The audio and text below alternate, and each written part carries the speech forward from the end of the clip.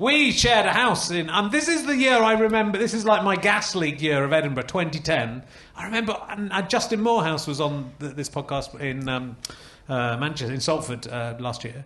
And he was one of the people who lived in the flat. Do you remember it? The 2010, Andy Parsons, Andrew Collins as well, stayed for a bit. Yes. I read a blog and we tried to call ourselves Jart on the first day. I don't think that counted for the first initials, like ABBA. If we were ABBA, we'd have been Jart. Got you. But it didn't catch on. No. We didn't become a thing. What do you remember about that year? Can you fill in some details for me? I wish I could. I don't. For me personally, that was my what they'd call the difficult second album. Yes. So I had a nightmare that Edinburgh, to be honest. I was still doing the show because, as you know, when you do an Edinburgh show, for example, in like August, all of August, and then you tour it if it's any good, you tour it, don't you? And you. The one I did the year before, I toured for ages. I was still touring it. Now, does anyone remember the date? What date did Frank Lampard not score against Germany when it hit the bar and went in like Jeff Hurst kind of goal? Wow. Well, thank you. They're good. We've got a proper Wikipedia fulcrum, 25th of June. So the last tour date I did, this is because I remember that night I did the last tour show of that show, was the 25th of June, because I remember watching that game in the day, then going off and doing the gig at night. And then 25th of June, going, right, or rather waking up on the 26th of June and saying, right, new show. Yeah. Giving me like 3 weeks to cobble together some rubbish. Which I then had the joy of sharing a flat with you, Richard, while I performed such rubbish. Well, the 2009 show was the breakthrough year for you, though, right? So this was the one before, this is the one you're talking about that you were touring. So this was the Virgin Train show the year before. Yeah. So this was all started from a true story, right? So you were arrested, and you went on a train. A woman couldn't afford the ticket. Tell us. I was in Manchester, living in London, and I was getting the train back from the gig, the day after the gig. I got a train, and I used to be brilliant at train travel, and the rail system at the moment is just a shit show, right? Yeah. It's a shambles. Back then it seemed to be okay, but the best thing about it was if you could book in advance, which I absolutely could. I was travelling back from Manchester for £3. Inconceivable. Manchester to London for £3. Anyway, I'm on the train. I'm really hungover. I remember being extremely hungover, crushingly hungover, and the ticket inspector came round, and then I hear it going on. He's got this old woman in his claws, and she's got the wrong ticket. You know, she's got like an advance ticket for the wrong train. You know, and so he made her buy a new ticket.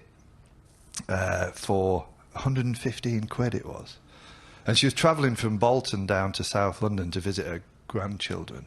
It was heartbreaking, and I watched it. I kind of saw it, and I was like, that's horrific. And then I saw her. She was kind of crying a little bit as well. It was so bad. She paid him with cash. Like, old women just...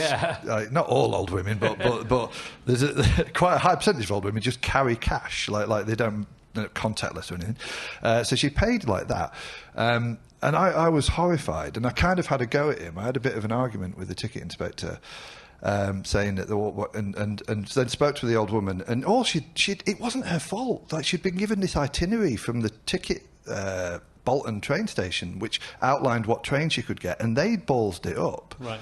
And so she was weirdly on the right train. Yeah. But she should have been on the train in an hour's time or so, or an hour ago or something. But the truth is, our train was also delayed. Right. If we carried on being delayed at one point, it would turn out that she was actually on the right train. And everyone else was, timetable-wise on the wrong train. So it then dawned on me, I'm going to do something about it. I'm going to have a whip round. So I basically went through the train having a whip round and got £1 off everyone. And we got the money straight away. It wasn't. Amazing. It was like £120. So I gave her that, and then she started crying again. But the funny is, there was some really, really sweet moments in it. Then the ticket inspector learnt what I'd done. Right, the ticket inspector found out, and he checked his CCTV. And he came up to me, and I'd given her the money at this point, and he came up to me and he started shouting at me and telling me that I'm going to get arrested.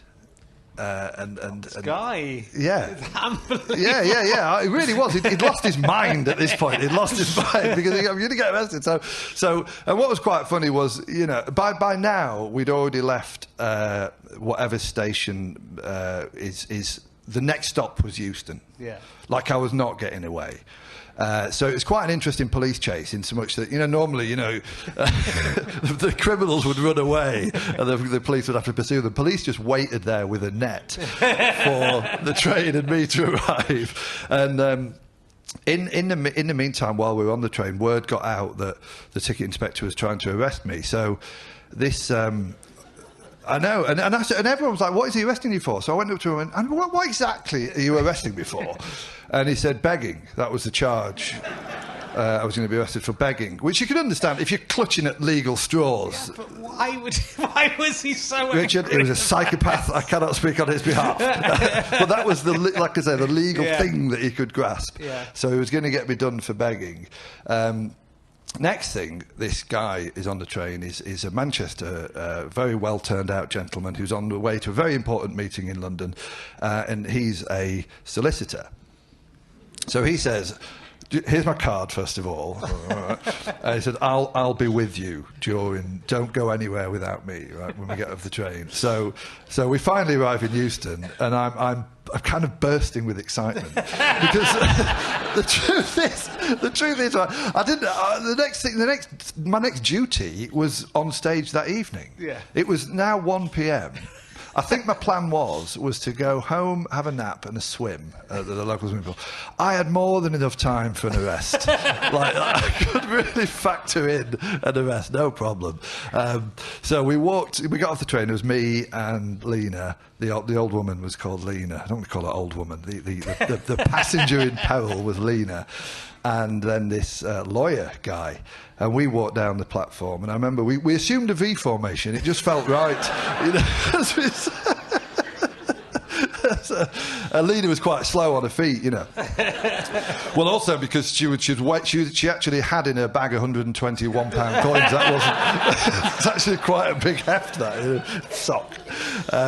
So we got to the police, and I approached the police and I introduced myself, and I instinctively offered both wrists. Right. When you sort of I'm here to be arrested. I was here to be arrested, and the police were confused. They said, "What?"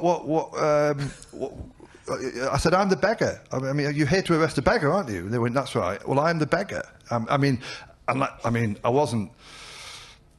I wasn't wearing my finest clothes or anything, but nevertheless, it would have been a stretch to say that I looked like a beggar. Anyway, I said, I'm the beggar, I'm here to be arrested, but I want the cuffs on. Yeah. So I just want the cuffs on. I'm the beggar, I'm here to be arrested. The police were so confused, and they said, well, who's that then? And they're talking to Lena, the old lady, and I said, oh, that's Lena, she's an old lady. She's the person that I had a whip round for. Because the man on the train made her pay all this money. So that's the reason I was so-called begging, is because to have a whip round for her. The policeman went, OK, right. Who's he then? I went, oh, he's just my lawyer. Because I'm so good at begging. I can keep a lawyer out. Oh, them were the days. Yeah. At what point in this escapade did you think, this is going to be a good show? I mean, was there a point you were thinking, you obviously just did this for partly the injustice of it, partly the mischievousness of it, I suppose. It was those two things, yeah, mischievousness and injustice, yeah. It was only about a few weeks later when I told enough people that I thought, I think I could talk about this for an hour. Yeah. But at the time, I didn't. I mean, it's that sort of a cliche comedian thing. If something bad or mad or eventful happens, comedians will often sort of rejoice in that. Yeah. Can I have my ball back? It's available from the foyer. I didn't see that. I didn't think that. I'll be honest. I didn't. I just sort of. I was too involved in a fight, Richard. To see the bigger picture. Yeah, but it's it was a show with it was a fun show. It was a funny show. It was a show with lots of characters and stories in it. But there was a put a purpose behind it in terms of, because we were all, it didn't work, I have to say, Tom, because the prices of the train tickets have gone up. I fear that, so as with all, massively as well. As with all of our attempts to change the world, it failed. But it did have a sort of social satire element to it as well, and a sort of social responsibility to it as well. And it was called an open return letter to Richard Branson, right? So it happened on the Virgin train. So it must have, got back to. Did it get back to him? Did he have a comment? Yeah, I got a the time it was. Do you remember? So I got a text message from him, right? Or I can't remember. His sister got in touch with me. Vanessa, I think she's called, and she looks just like Richard but without the beard. If you remember the beard. And I do remember this because Richard Branson at the time. Do you remember when Tony Blair was trying to sort out the Middle East? Yeah. And he was either on. Why would he have not been there? He was on holiday or he was poorly. I don't know what. But Richard Branson went. I don't know what was going on.